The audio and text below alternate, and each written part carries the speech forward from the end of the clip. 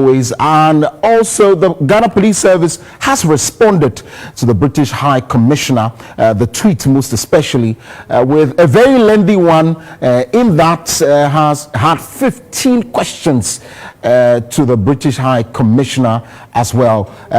We also have some other things. Some 2 people were flogged somewhere up north for having their sex tape leaked and all of that. The human rights part of it, also whether or not we need to follow some of these things to curb, if you like, the rise of these menace of we've had so far 2 leaked tapes coming from even senior high schools. I don't want to mention the names of the schools, but all of these and more we're discussing today. Later on as well, Entertainment Lifestyle will get to tell you how you can get your own car, especially if you want it at an affordable price. All of these will bring to you some other discussions as well. But remember to stay with us because you're the biggest part of the show. At some point we'll open the phone lines for you to call in. You can send us your WhatsApp message. I'll get to share it with the rest of the world. As always, I'm wearing Coffee Gold. Coffee Gold is just adjacent City Lights at Circle, Dromo House. You find them there, 0277 266 050.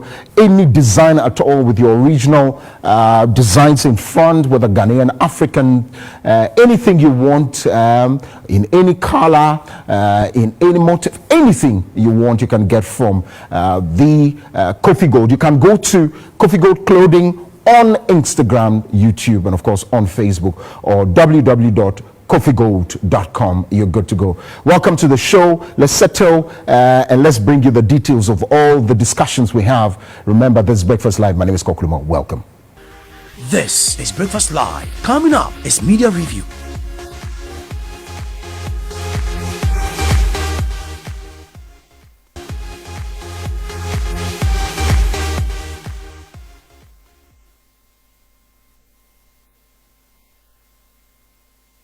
And so get ready to call us and share with us what you think of the issues we're discussing. As I said earlier, we're talking about the Mind Your Business part of the business on the show. The IGP telling the British High Commissioner. So we'll get to read part of that letter to you. Also, the Finance Ministry is the most fiscally reckless ministry or institution in the country. That's according to Imani Ghana, due to some billion Ghana cedis losses and irregularities by the ministries, but of course the Finance Ministry is about 11 billion Ghana cedis. We'll talk about that. And also 2 lovers flogged for publishing nude pictures in Wa. We'll get to touch base with our regional correspondent pretty soon to get details of what exactly happened. And then, of course, later on in the show, just as I promised, you get to know how to get your car at an affordable price. That's if you're looking to buy a car for your convenience as well. And then we'll tell you how to deal with stress through pranic healing. And if you don't know about it, that's why you need to stay with us. If you're one person that goes through a lot of stress, maybe there's one thing to learn. Well, we have our guest in the studio, Opini Kwame Jantwa, legal practitioner, Philip Landing Isafuhine, and of course a member of the New Patriotic Party. All right, so that is that. All right, so let's go to the Upper West Regional, our Upper West Regional correspondent, Naziru Al Hassan, who's joined us via phone. Good morning and thanks for joining us. Can you hear me, Naziru? Good morning, Kokuluma. Right. Tell me about this particular story of 2 lovers being flogged for publishing nude pictures. How did it come about? Thank you very much, Kokuluma. You know, this thing has been a war throughout this country. But here in Wa, the people don't want to take it lightly. The crux of the matter is that these 2 lovers have sex, which the one husband don't have any problem whatsoever. But showing their nude and live picture on social media is what the world people is having problem with. So that landed them at the forecourt of the one husband for flogging. So who authorized those who are flogging them? Who are those flogging them? Are they executioners or they are floggers? Initially, media guys in the Upper West region heard that they were being directed by the one-hour palace to do this flogging. But our curiosity took us to go and find out. What the secretary to the one-hour rather told us was that they didn't know about the flogging, even though it happened at the forecourt of the one-hour. So they knew it happened at the forecourt, but they did not authorize the flogging. They did not authorize the flogging, so he said, because as it was going on, the one-hour himself was not in Wa. He himself, he is a teacher, he told me, and he was also somewhere managing his own business. He only got home to know that this is what happened. The people in Wa, how have they responded to this? Are they excited that their own was flogged, even though they did this the wrong thing as they described it? Okay, I'll give you a little background to this. When this LGBT thing came up and everybody was crying, the chief police didn't sit aloof. They put up this LGBTQ task force to be going around and checking, knowing who and what people do with their sex life. So since then, the committee has been on doing their work. They never brought up anything until yesterday. This thing happened, and we got to know that it is the committee, the task force, the LGBT task force, who got hold of these people and dragged them to the chief palace and did what they did. Initially, nobody knew, but it is our curiosity that made us to find out to know that it was this LGBT task force that was set up sometime last year that really did this flogging. I see. So how are the two lovers now? After the flogging, do you know where their whereabouts is?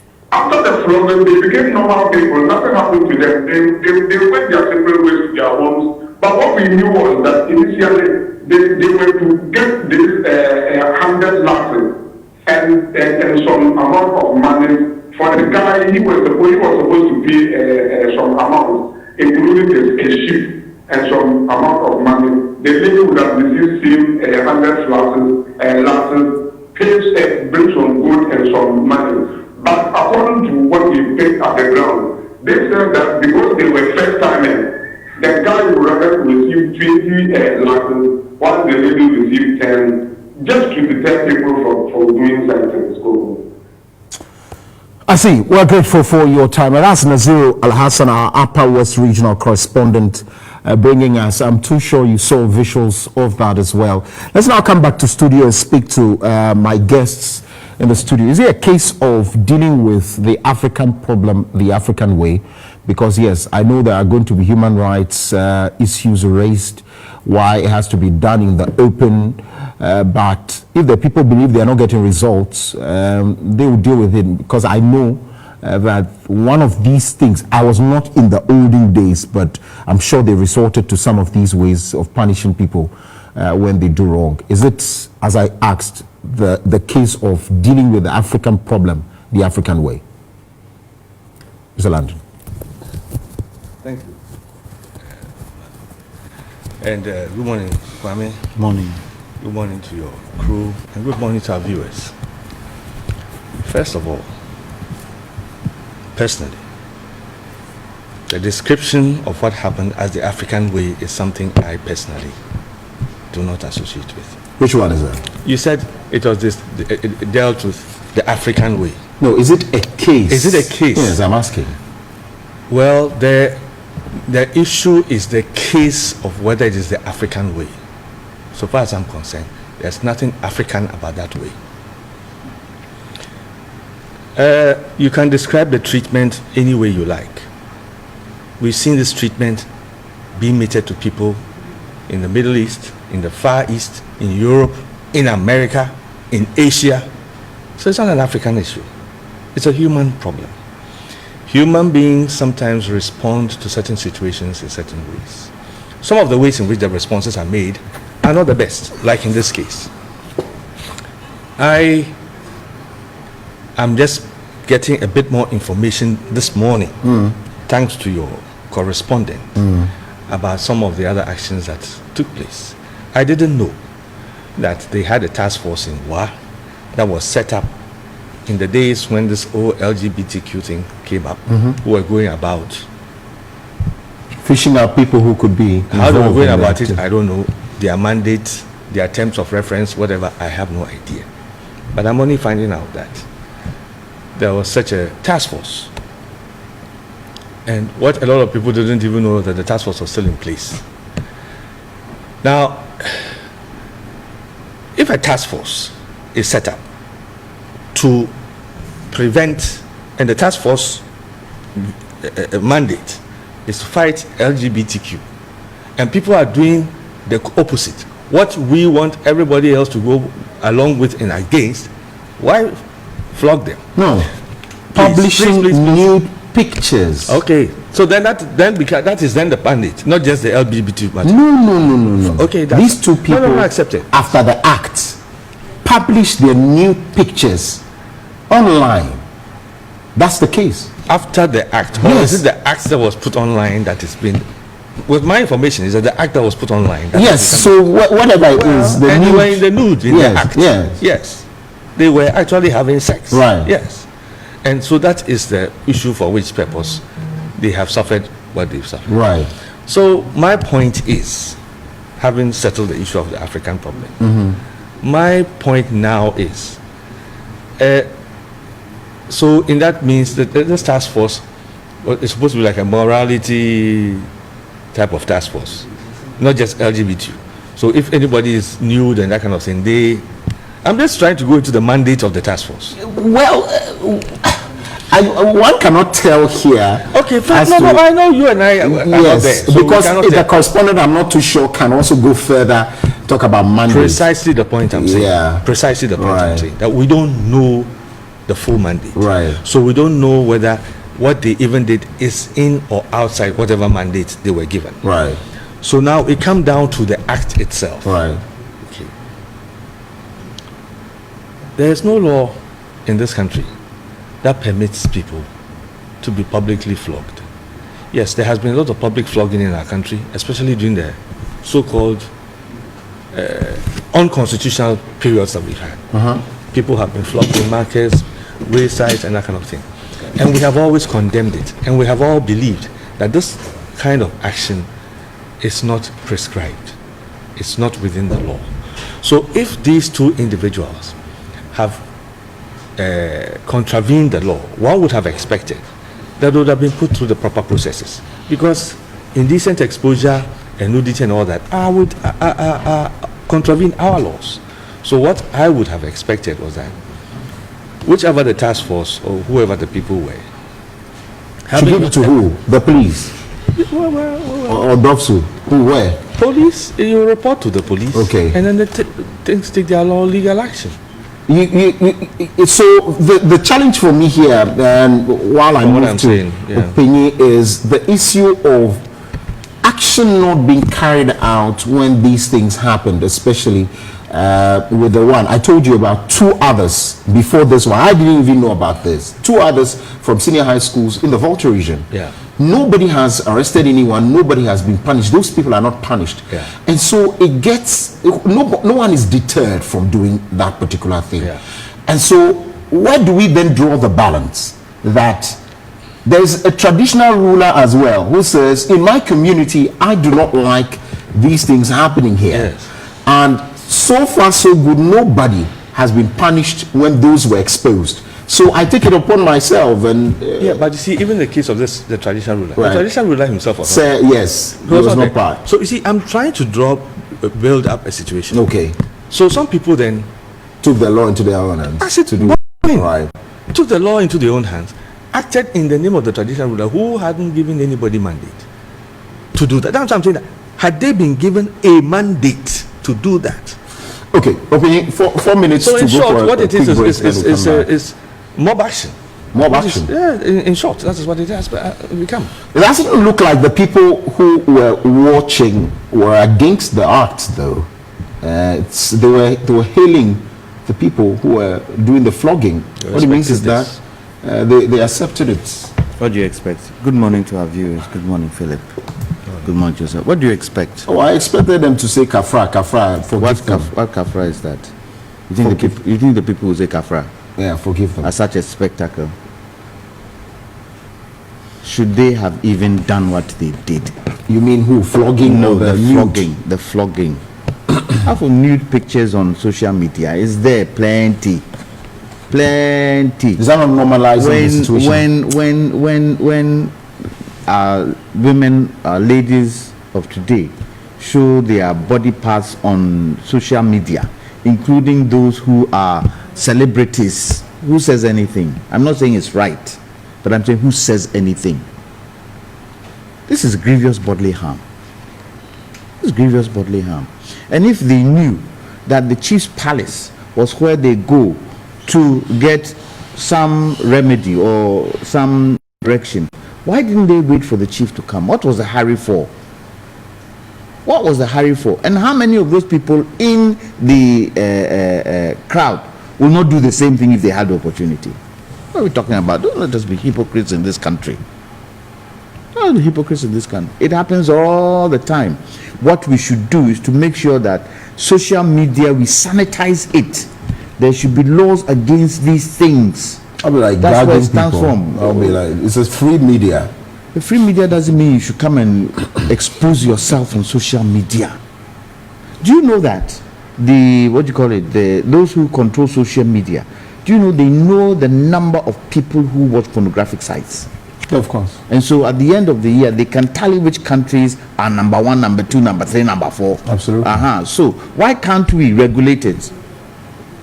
Why can't we regulate it? And for me, what was the hurry for by the youth? You've come, the chief isn't there. Why don't you wait? Why don't you wait? This mob action thing should stop. And unfortunately, our youth don't seem to have the patience for the law. And they take the law into their own hands and do things that they are not supposed to do. So what was the impact on the bodies of these people? I saw some people are saying cane. I saw belts. I saw belt. I heard on the news that they were cane. No, I saw belt. We are saying flog. And the guy who flogged them, what right does he have? It was more than one person. Or the guys. Yes. What right do they have? So somebody feels that, okay, my sexual acts, I want to show it to the whole world. Yes, it is wrong. Even was it deliberate? Do you have the Accidental. right to take the law into your own hands and do that act? Two wrongs never make a right, Koku. Two wrongs never make a right. If it's the chief that you wanted, you took him to the chief's palace and you have insulted the chief by flogging them in his palace. Who gave you the authority?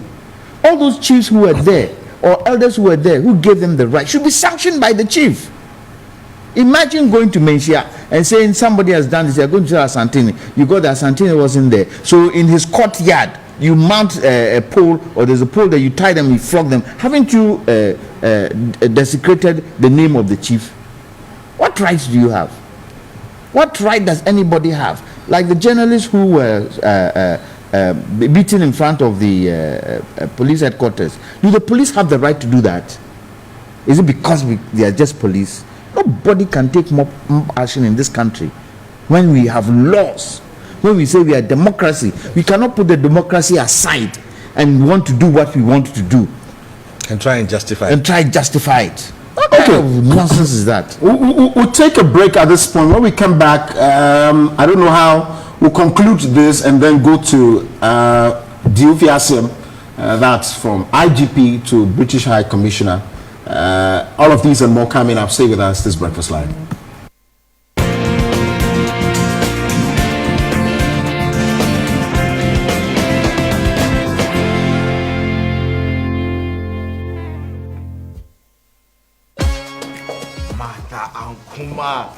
Hey, Oh, Chaisa. no one to man so Jamaica GTP on.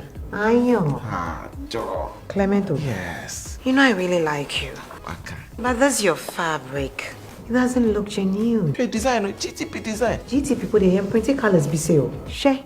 When buying GTP, always check the design number on the label. The same number is printed on the selvage. Oh, they work out, Mate. We are genuine. Yeah, we do a trouble with what? Jack, shine your eye. GTP is available in various shops and online at www.buygtp.com. GTP, timeless.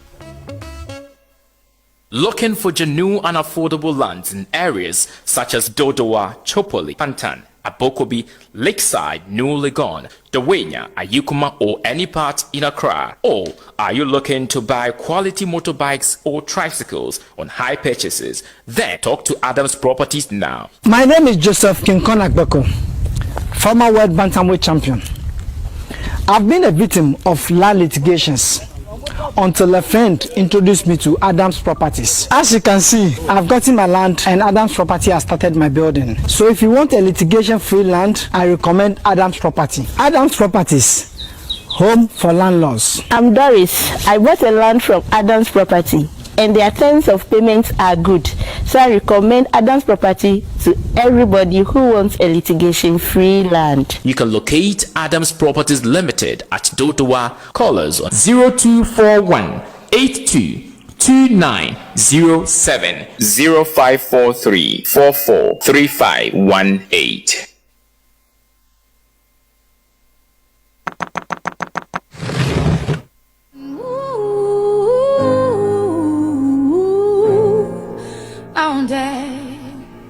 And I rise like the day. I rise in spite of the ache. I rise up, and I do it 1,000 times again.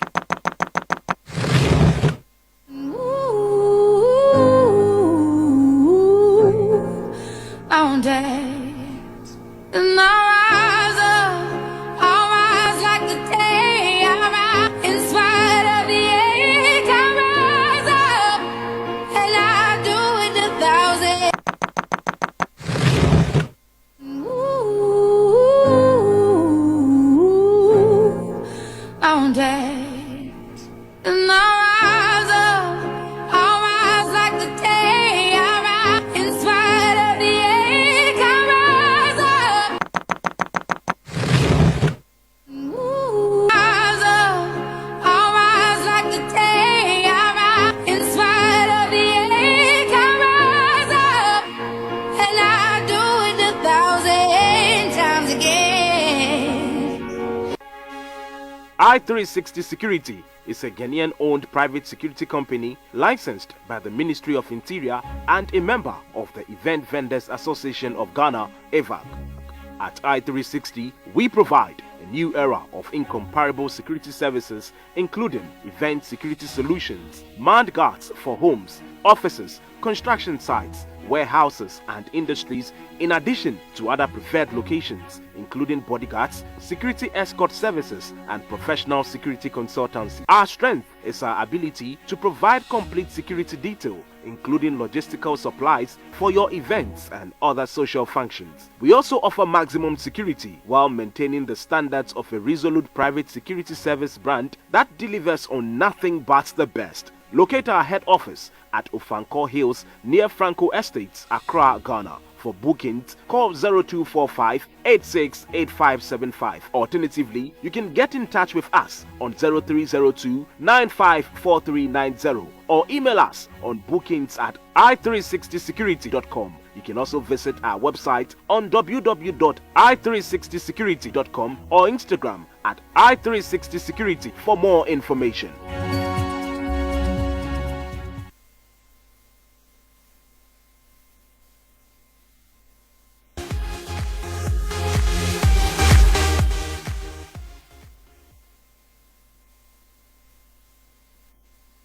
All right, welcome back, and this is Breakfast Live. My name is Kokuluma. I still have my guest in the studio. Openyiko Janto is a legal practitioner. Mr. Philip Landing is a member of the New Patriotic Party.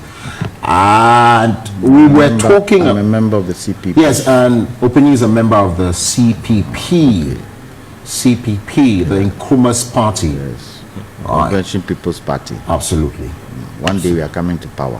One day? Yes. We'll wait for that. One day soon we are coming to power. One day soon. Yes. You added the soon. Yes. I see. So we're concluding the discussion on two lovers being flogged for publishing nude pictures in WA. The understanding I'm getting is that those are two wrongs and must not be encouraged.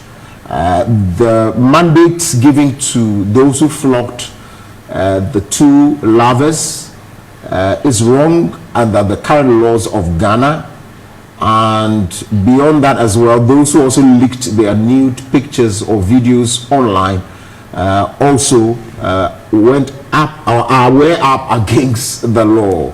But there's a twist to it, the fact that mob actions, real people taking the law into their own hands of attacking people, could emanate from this. And that's where I'm interested in clearly to say that once we start seeing these things, it could de-escalate into something else. And that's why I just want us to quickly conclude so that we warn or caution ourselves, especially those who are watching us. Yes, but we know, like we're saying, these things, the young men who were doing it believed that they were doing the right thing, or they were motivated to do the right thing.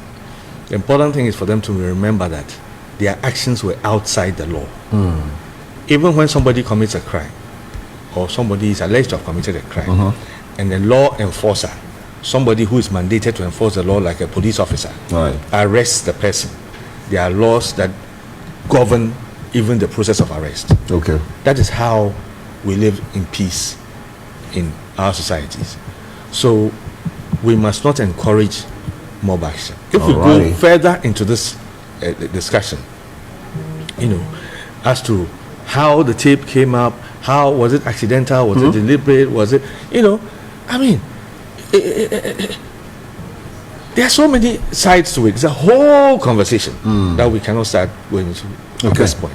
But what we have to talk about it, yes, none of us condones what the young people did, but we also do not condone what the public did. Okay. Which of the chief's palaces did they go to? The one. The one. Yeah. I expect the one to call these people who did the flogging and punish them for desecrating his palace. Can you imagine? As I said, I go to Menchia, I want to see Asante Hene because such a thing has happened. Then I decide with the elders there, if they got permission from the elders there, to flog those people in Asante Hene's palace. Have I not degraded his stature? So that's the first point of call. Once he does that, it stops anybody who something like that happens and goes to the palace for direction, take that kind of action. And you should punish them and punish them heavily. And without waiting to receive the direction, go ahead and do what you want. Exactly. You have no right to do that. Okay. And if for nothing at all, when you went to the Rihanna's palace and he wasn't there, who? Wana. The palace, and he wasn't there. The next point of call was the police station. Right, for nothing at all, hold the people there and get the police to come and let the police deal with it. All right, so kind of thing should stop. Yeah, it has to. With that, I'm going to support that. I don't want us to go into what the police should be doing so that confidence also builds with people that when I take this person there, we'll get it. I don't want us to go there today. Let's just stay on with that. I really don't want us to go there. You said that we didn't. So if you want to go there, no, I didn't even say, did I? Well, you mentioned it. So the intention was there, but you wanted to hold back. Let's now go to the Bakavuma's arrest and matters arising from that. It was a harmless tweet, harmless for me because again, just as I understand she was interviewed somewhere on GH1 yesterday, or I don't know. Yes, GH1. And she claimed that this is no interference, and it was just interest, one action of the interest. This was part of the tweet. Oliver Bakavoma, or convener of Fix the Country movement, arrested again. I understand it's for a motoring offense, and he's currently on his way to court. I'll be interested to see where this goes. I'll be interested to see where this goes. Then the IGP launched a lengthy and signed. Part of that is part of what the IGP wrote in response to the High Commissioner, the British High Commissioner, said your comments are were from either a biased or an uninformed position intended to tarnish the reputation of Ghana Police Service and that of the country. What's more, we consider your tweet a violation of the Vienna Convention on Diplomatic Relations 1961, which enjoins diplomatic missions not to interfere in the internal affairs of the host country. And for a lot more people, this is a sledgehammer from the IGP. It was just a simple tweet. I'll be interested to see where this goes. And there's a 15 question being that are in waiting for a response from the High Commissioner, which she promises to respond privately, and that I respect. Let's start off with Opi. What's this case about? The tone of that letter, visibly angry, a man that is angry, that's not happy at all about that tweet, and he signed himself. He signed. What do you make of that? Let's start off with the tone of the letter. Are you saying this is wrong? No, I said he signed. The tone of the letter. Ask what you make of it. No. The intent with which you're saying it. Are you saying the intensity? Yes, with which you're saying it was intense. So what is your? Yeah, the letter itself was intense. Yeah, it's intense. Are you in my head? You're not in my head. So okay, very well. Let me express what I think. From where I come from, as a public relations, not expert, but a graduate, I feel the tone of this letter is too harsh. I don't think so. Tell me about it. I don't think so. Why don't I think so? There are processes and procedures diplomats can use to express things that they don't like in a country. The Ghanaian ambassador in Britain cannot go question Boris Johnson why he had a party when COVID action was in place. If he's worried about that, he can do it privately as an ambassador to that country. As an ambassador to our country, she could have gone direct to the IGP and said, Mr. IGP, I'm not happy with this. Privately.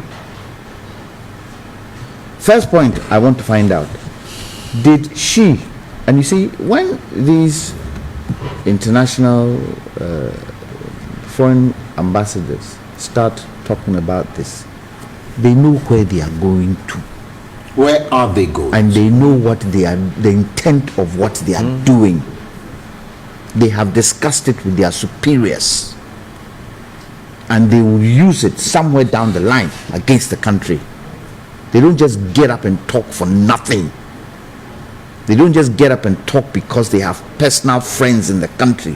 They have personal interest, and they will use it against us in future.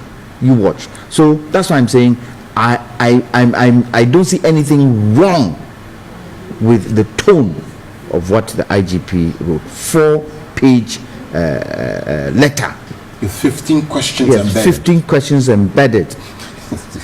The first point of call of the British High Commission was to do what? Go privately and ask, look, A, B, C, D, E, what is it? Is that why I have a challenge, Openi?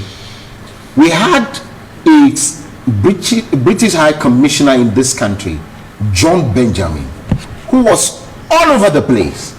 Nobody questioned him. But with this, why is this one of interest? We've learned our lessons. We've learned our lessons from John Benjamin. We've learned our lessons. If she wants to speak about Ghana's internal affairs, she should naturalize as a Ghanaian. Take the cloak off. Don't hide behind being an ambassador of a country and say what you want to say. If for anything at all, if you feel the president of a country is doing something you don't like, you go straight to him and you discuss it with him behind closed doors. It's not your right. The Vienna Convention doesn't allow you to do that. It's not your right to, in public, especially tweeting for the whole world to think that Ghana is a certain type of country. You are creating some kind of scenario which really might not be on ground, but people will take a certain perception. Before I even go to Mr. Landing, don't we also tweet about things happening in America, things happening in the UK, where we also believe are wrong? How many times have you heard our public officials tweeting? Remember, operative word, public official. So it's a capacity. Exactly, but isn't the IGP a public official? Who put the IGP there? Isn't it the president? And are you saying that if he has written this, it would not be in line with what the president is thinking? If we even say that because he put him there. If he has gone ultra-virus to what the lady said or did, then maybe we can look at that.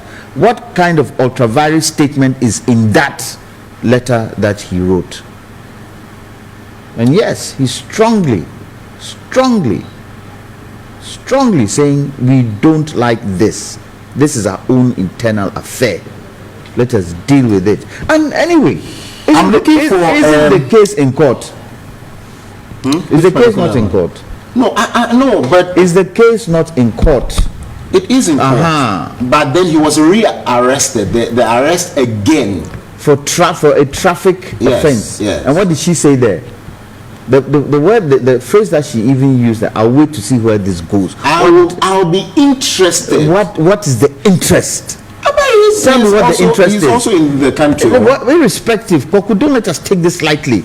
No, what is her interest? Because I am also surprised. Wait. The man is a UK trained lawyer. Let's interrogate. The fact that the UK trained lawyer is neither here nor there. We are all UK trained lawyers. It's neither here nor there. They don't come to our aid when we jump into trouble. It's neither here or there if the UK trained lawyer or not. Will they talk about a Ghanaian trained lawyer if this happened? How many public figures, how many professionals having been caught in traffic offense in the UK? Are you saying that they don't catch Ghanaians in a traffic offense? Does the ambassador say anything about it? I see. So when she tells us that she's interested to see where this is going, what does she mean? Is she trying to say that his Womovo's arrest initially was a wrong thing? It's none of her business, and he's right to tell her that. Do fiasem. Amen. That's not harsh.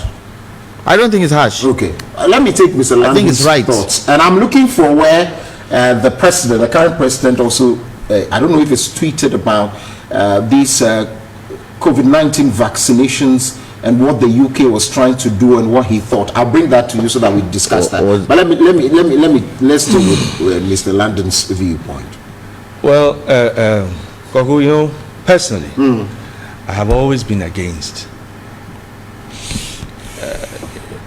Years gone by, we had situations where some of our ministers would be summoned to an embassy, US embassy, British High Commission, over some issue. The ambassador wants to state his position on his unhappiness about the situation. In many instances, I have been very unhappy with those things. I have seen it as some colonialist attitude towards our governments, our sovereign governments.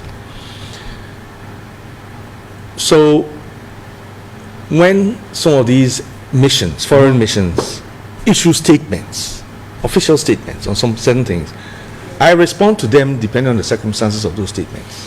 Where I think there are interferences, I have always had my vehement position. And there have been instances where some of those statements have had wording that I have found offensive coming from some of these missions over the past.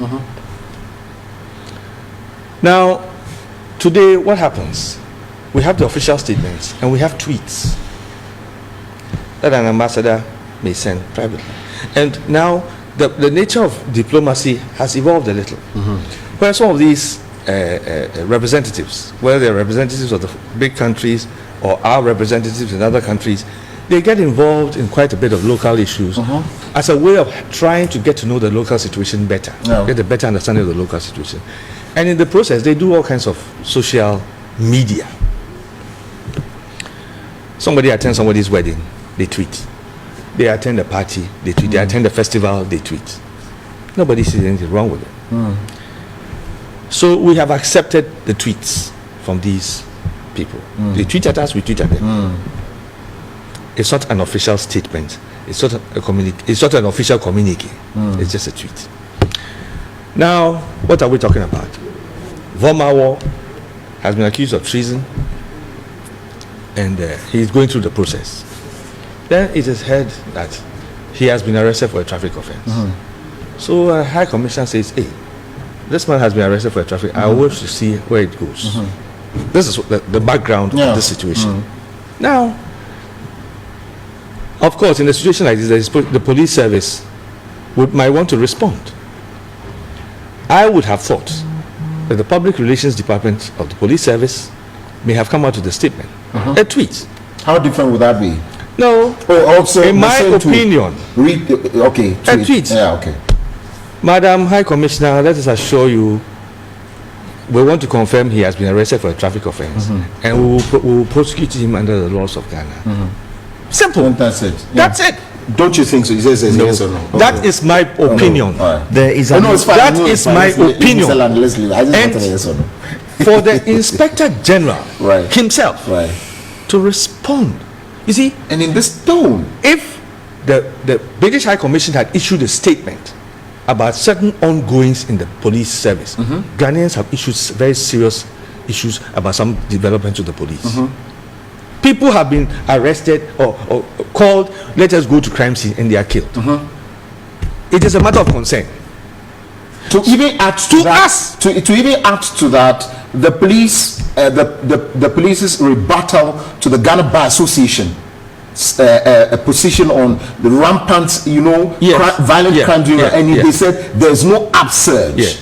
No data was provided. This is no upsurge in armed robbery. No, and violent crimes. Look, you see, it's in I could read it to you.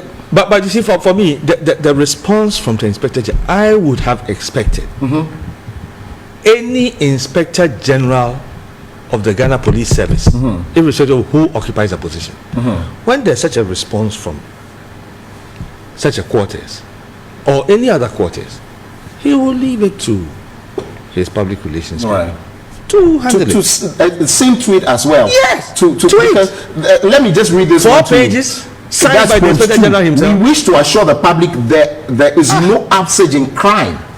That cannot be true. From January till now, we've seen upsurge. Look, that cannot be true. And they didn't back it with any data. That was my worry. Koku, we accept that. We accept. Well, if you wanted to rebut from the point of view, the Ghana Bar would you let me finish? Okay, very well, Mr. Landon. Sorry, forgive me. When the inspector, when the police has an issue, we have the proper appropriate quarters who will respond to it. I mean, they have my worry is that there are things that are worrying us Ghanaians, big time. I haven't seen the Inspector General of Police issue a 4-page response to the absolutely with a tone. A lot of people are happy that he's been and the tone of the letter. Look, the chief executive of any organization, chief executive of TV Africa, if somebody phones in and tells you off, says anything, a panelist comes here and says whatever. Philip, you can't compare the two. I'm making my point. One has an I am making my point. Don't shout at me. What was your problem? No, don't cut me. Don't shout at me. Then don't cut me. Tell me that you are making your point, but don't shout at me. No, I will. You can't shout at me. When the IGP shouted, you can't shout at me. Can't shout at me. When the IGP shouted at British High Commissioner, that's different. That's different. You shouted in the letter. This is Ghana. This is local. Don't shout at me. Mr. Landy, don't shout at you. And you also don't interject. He's about to conclude. I will shout at you. Friend thing at that brother. Okay, right. I homered him in school. Okay, all right, okay. Let's go. No, let's not go there. Let's not go there. Let's not Anyway. No, but you see, seriously. Right. I think the response of the Inspector General, some of the wording, in my opinion, you see, if it had been a different response from the High Commissioner, yes, there was a lot in what she said but it was so short. You to put a lot in what you say short. That's how we communicate. You know? But the kind of response he gave, in my opinion, I think was like you described. However, we have learnt from previous painful experience that it has not been helpful to ignore such misguided, unwarranted, and biased comments. But what is unwarranted? Wasn't she stating facts? Wasn't she stating facts? What's the fact? The fact was that the man had been arrested for a traffic offense. Yes. And so the only thing is that I'll be interested in what has she said. What has she said? You are missing the point. No. What is the point? What is behind? I'll be interested in seeing where this goes. This is not hypocrisy. That's why I said John Benjamin what is had said behind it? worse. So I said we have learned our lessons. Oh, please. We have learned our lessons. You know something? You know something, Koku? You know something? Go and interview the IGP and ask him why he did that. And then go and interview. They have interviewed the British High Commission. Yes. I was coming out. I heard it. No, and my point is that he can still say what he wants to say to the British High Commission. But I think the tone. It's a free world. That is what he felt he should say, and he said it. Me, I support it's a free him. world. Yes. But you're not having somebody shout. It's a free world. Anyways. No. Well, 03029086607, 03029086607. You open the floodgates, and others now come falling in. The floodgate was open already. There has to be a point where we say, no, you can't cross this line. We have to. They will do it to us. You know, like the American and Canadian embassy are doing to us now with visas. I want to understand what the NDC is trying to do. I'm not the NDC. I know. You know they issued a statement yesterday. They are supporting the British. Oh, they issued a statement. They don't say what did they say? I'm interested to know. Good. I'll read it for you. It's a very lengthy one as well. Oh, then don't want that. Yeah, a very, very lengthy one. Because under John Mahama, and this is not by defense, such a person, John Benjamin, went on. They could also say that tweets such as that from John Benjamin had affected their chances. They decided not to do anything about it. No, but it's not them. This IGP will not take nonsense. No, this IGP feels that he needs to do something about it. He's done something about it. Period. No, but he could. Let's leave it there. He could say it. He could let her know that. Why didn't the British High Commissioner, if she had a problem with it, go see him one-on-one, and depending on the answers he gave, come and tell us? Did she do that? She's sitting in her office and she gives a tweet just like that. This is a public figure. This is issues that have to deal with our country. And if you have something you don't like it, go and ask. If the president said something today, would she have come out and tweeted? Would she go up to the president and tell him that, look, Mr. President, this thing you're doing is not right. I'm against it. Let's discuss it. Please. I see. Okay, so we are clearly divided on what it is. For me, I feel just as they Mr. won't Lanning has accept said, it in their country, so we can't accept it here. Period. They will not accept it in their country, right? So we should not accept it here.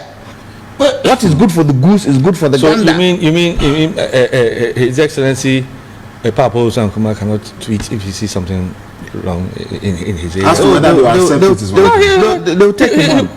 They'll take him on. They'll sack him. It's the same way.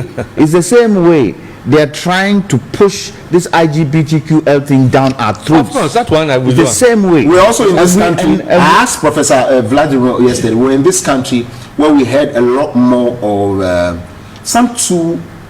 I'm sure the Australian embassy who was superintending over activities of LGBTQ. No, it wasn't Australian. Australian in the Spanish embassy. Absolutely, have indicated that, and we are saying that it won't happen. But we never said. But I've heard parliamentarians talk about it. It was only the man, the proponent of that particular bill, the forerunner of that, Sam George Jatta, who went out against. Yes, he went out against them. We had no support. Is he not a parliamentarian? Does he not have a public position?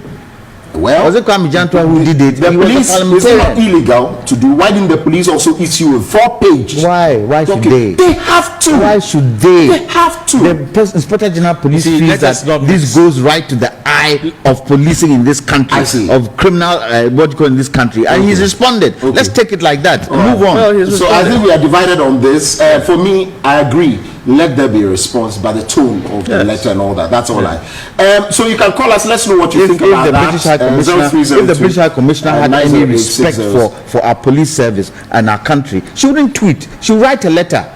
she had any respect for us, she wouldn't tweet. She would write a letter to the police IGP and tell him A, B, C, D, E are things I don't like. Let's discuss it. You won't go and tweet, please.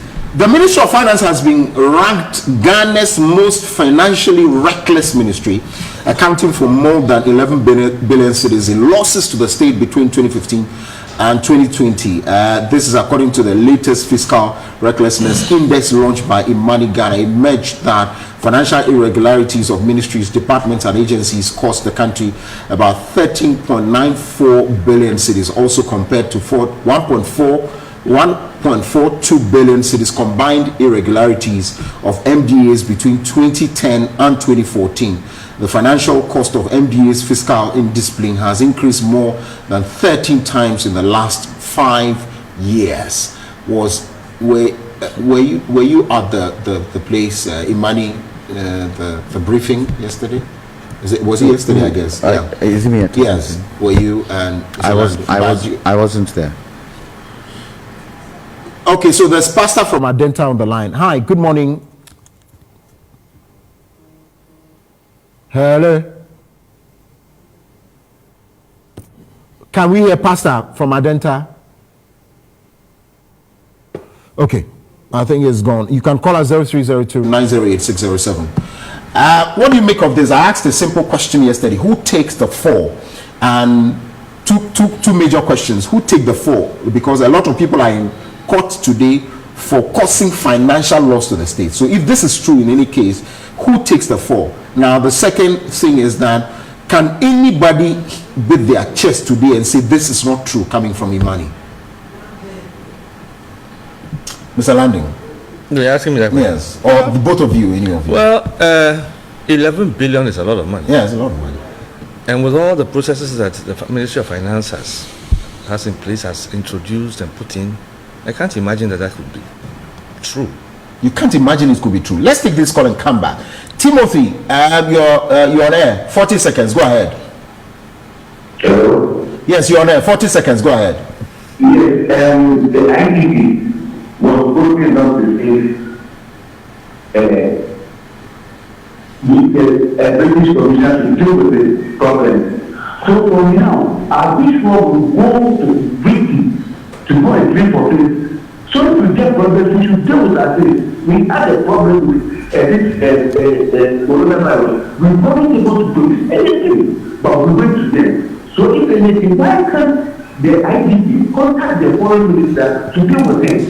To deal with it, but to come and go deal with it. She could also have gone to the IGP. Thank you very much.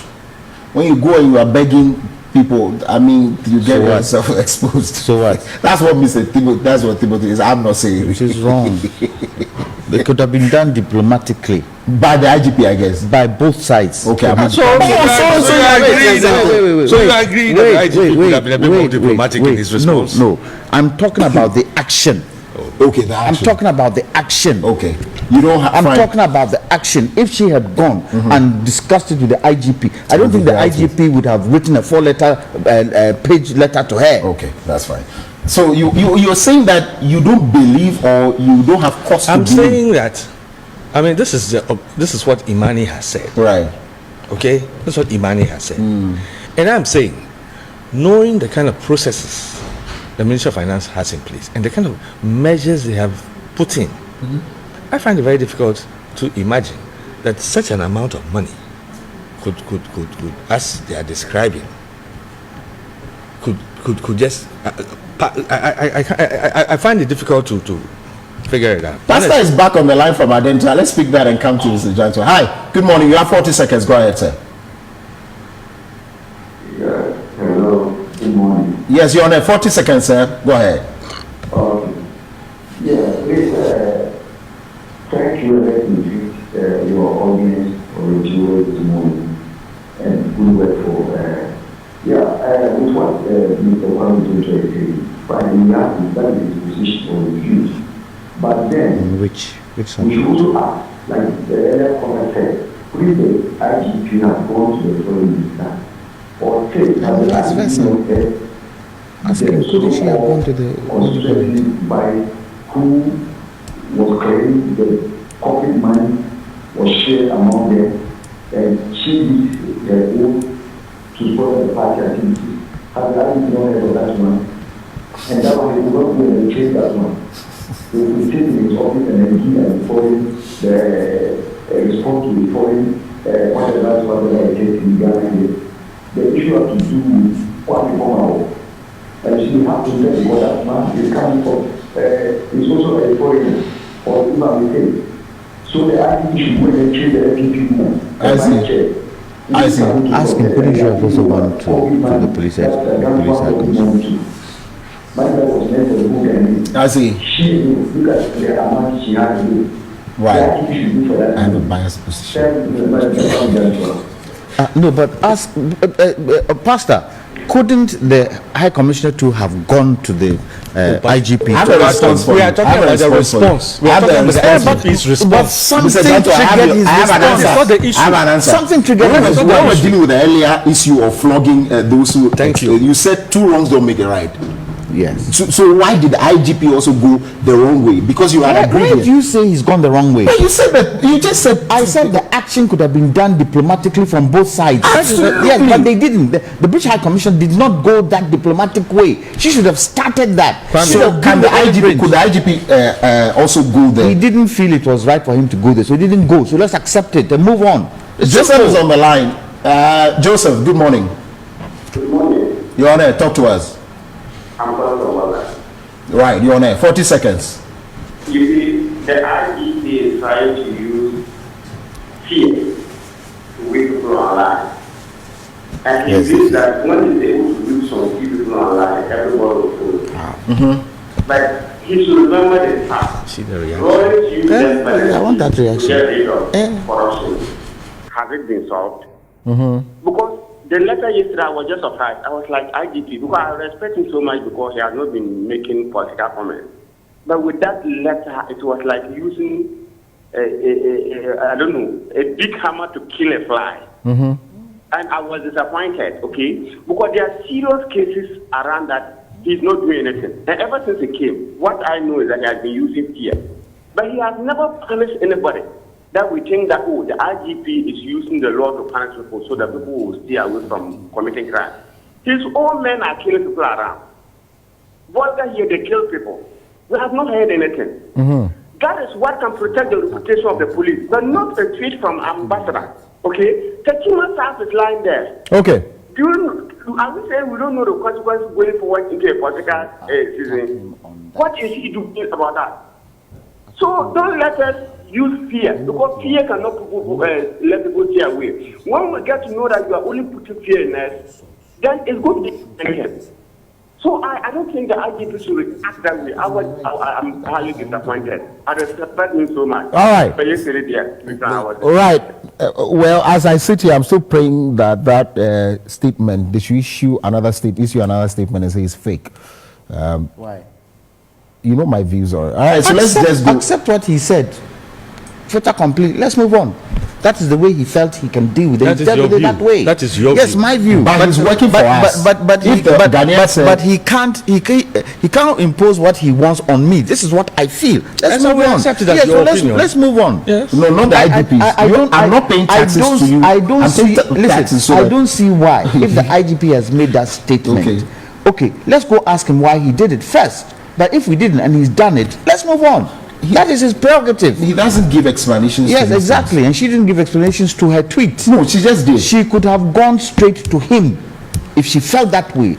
Being a diplomat, gone straight to him, sought an appointment with him, and go and sat with him and discussed it with him. Not give a tweet for the whole world to think that Ghana is in a certain, what do you call it? So they've done something wrong. We don't expect to see, per what Lawyer Janto is saying, no diplomat, no high commissioner, no ambassador must tweet in No, that is wrong. That is what you're saying. No, that's not what I'm saying. This is Interference. Wait. This is specific to a specific challenge. Every tweet is specific to a specific challenge. Every tweet. And that tweet has caused what it has caused. So it is the response to the tweet. The response to take break. I said the response to the tweet for me is neither here nor there. The response to the tweet, that's what the IGP felt the way to respond. He's responded. Let's take it and let's move on. Okay, we'll take a break at this point. When we come back, we'll talk quickly about the financial loss that's been purported to be carried out by the Finance Ministry.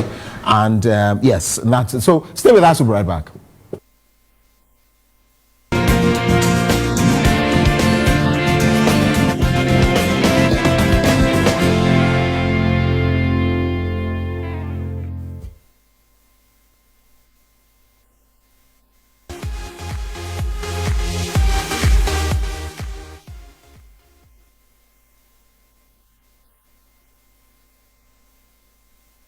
Welcome back, and this is Breakfast Live, and because we have some few minutes to go, can we quickly do Imani Ghana's research and report and quickly touch on Mensha, because I'm interested in Mensha before we go.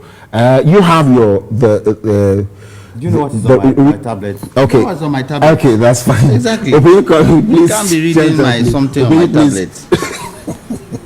Have I given it to you today? I'm sorry. Okay, Forgive me, fine. please. Okay. Please, how do you respond to this? Who takes the fall? I'm asking. 11 billion Ghana cedis from the finance ministry losses. You were right.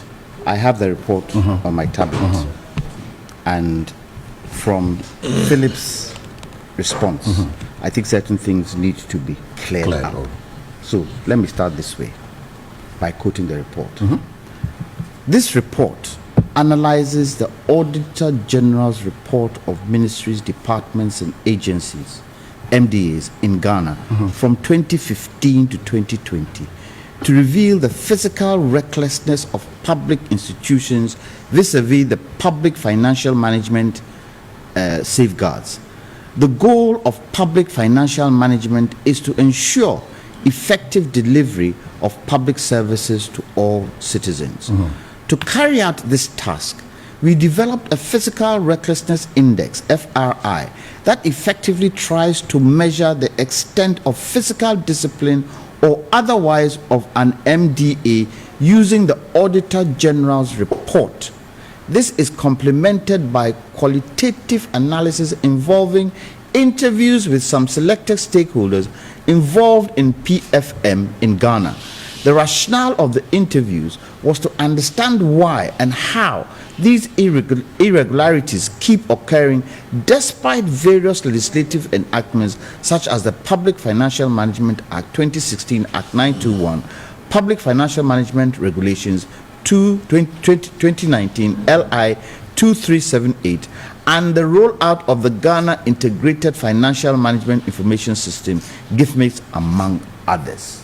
So these are just the basis of Imani's response or report is based on the Auditor General's report. Absolutely. Full stop. So nobody can. So Philip can't indicate that he doesn't believe that the figures they are mentioning is wrong. Right. It is based on the Auditor General's report. Absolutely. So if it is based on that, they have done the analysis, and if we had time, I will read more of the report with regards to the Minister of Finance and how they saw that situation. The Auditor General's report has said it. And how can the Minister of Finance be reckless in terms of taxes, in terms of other ideas that they were supposed to get and did nothing about it? That's where the losses come from. And we don't expect it of the Ministry of Finance. It could be others, but not the Ministry of Finance. The protector of the purse. Yes, the protector of the purse. That is why when some of us are against things like e-levy, they should be understood. Because yes, you can collect it. How is it being used? Two, those irregularities where we've lost billions, what have you done to make sure that it doesn't happen? And this is from what? 2015 to 2020, 5 years span, and it's still going on. We have Auditor General's department that, of course, churns out these reports annually, if you like. The Public Accounts Committee is to go into this, investigate, and see where we went wrong.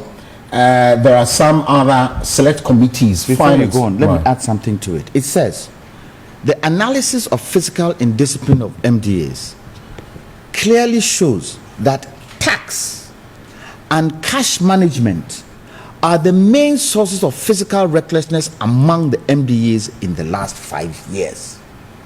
So you ask yourself, do you trust if now we've brought e-levy in, we're not going to see waste? For me, how to reverse this and stop this, it seems impossible. The reason is that the system we've created for ourselves, I'm not too sure all these appointees by the president, in any case, you can tell the few years that we've been here in this country, or I have been alive, I'm not too sure that you can see anybody being held accountable, especially under the current government. It only spans to the next. That's when you see some people taken to court and all that. We've created a system that people who need to hold these people accountable and to ensure that they are prosecuted for these losses, it will not happen, and it's impossible.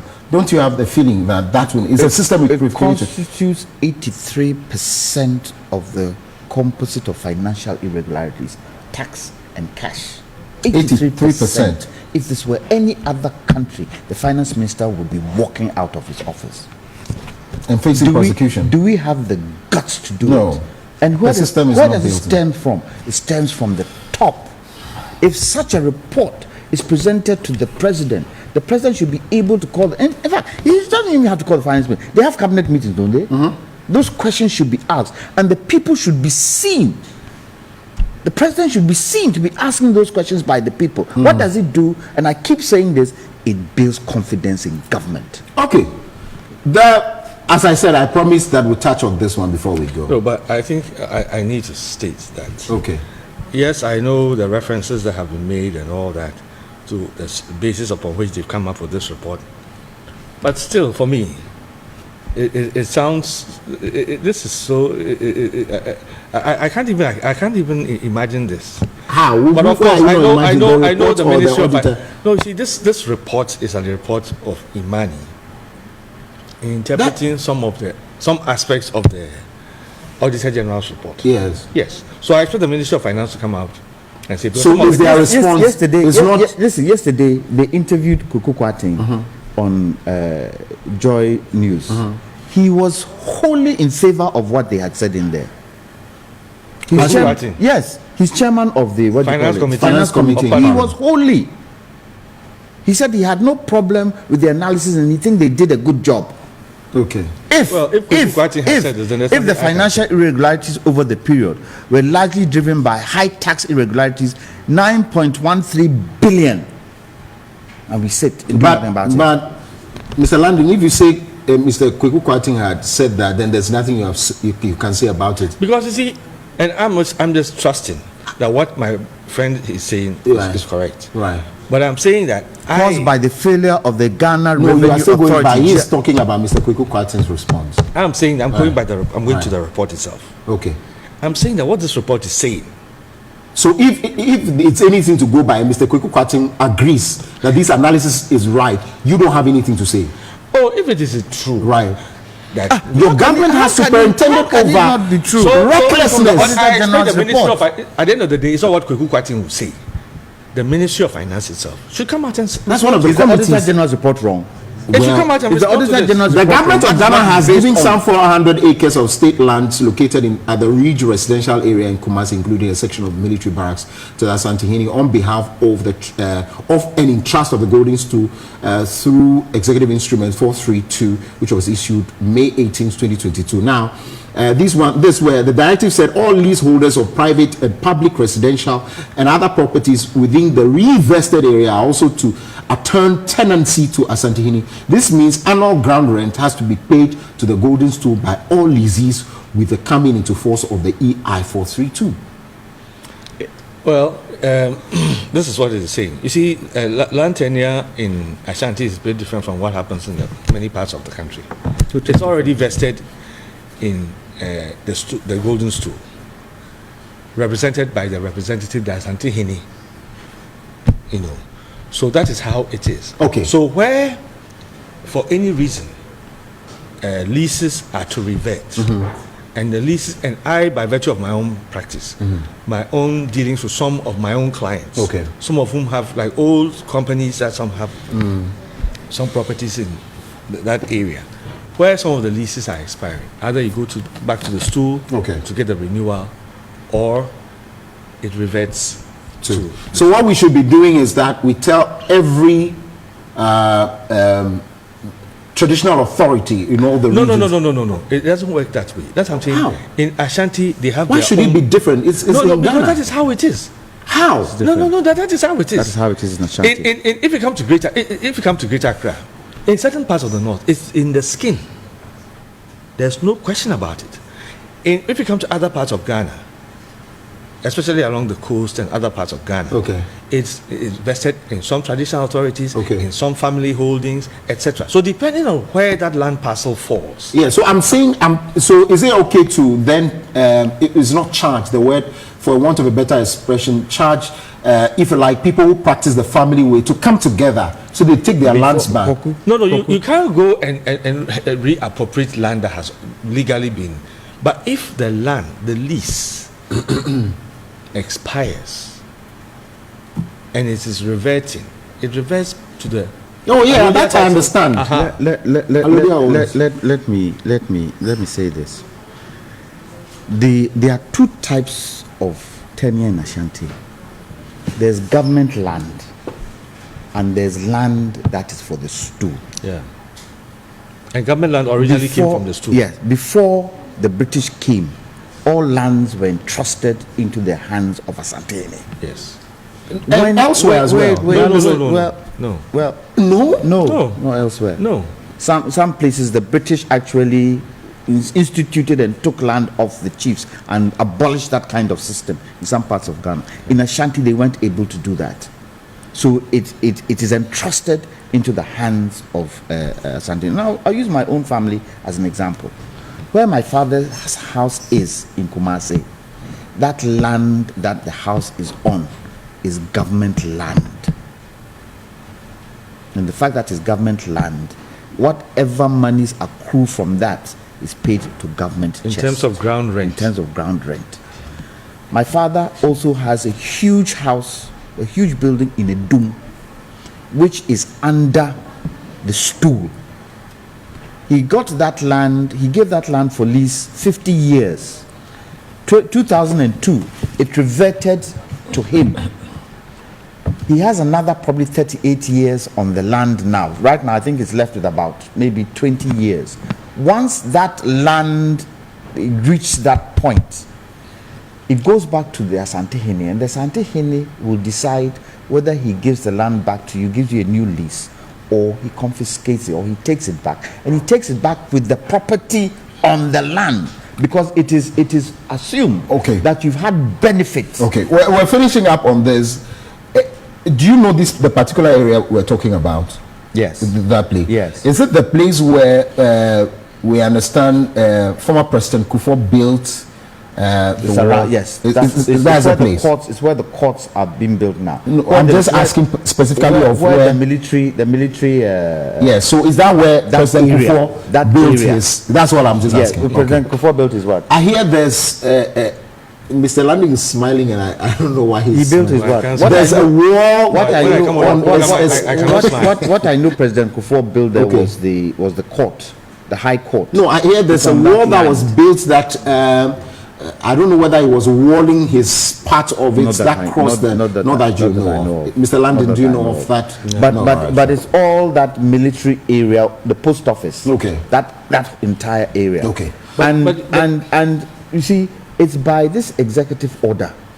Okay. That, and when you read, government has released back because they have no use for it exactly. Again. So they are giving it back to the owner. So you ask the question: is it true government doesn't have a need for it? Any need for it? They will not have. They will not have any explanation. Should be asked. No, they don't have any explanation for that. Thank you very much. We're grateful for your time. Opini Kwame Jantua is a member of the CPP and a legal practitioner.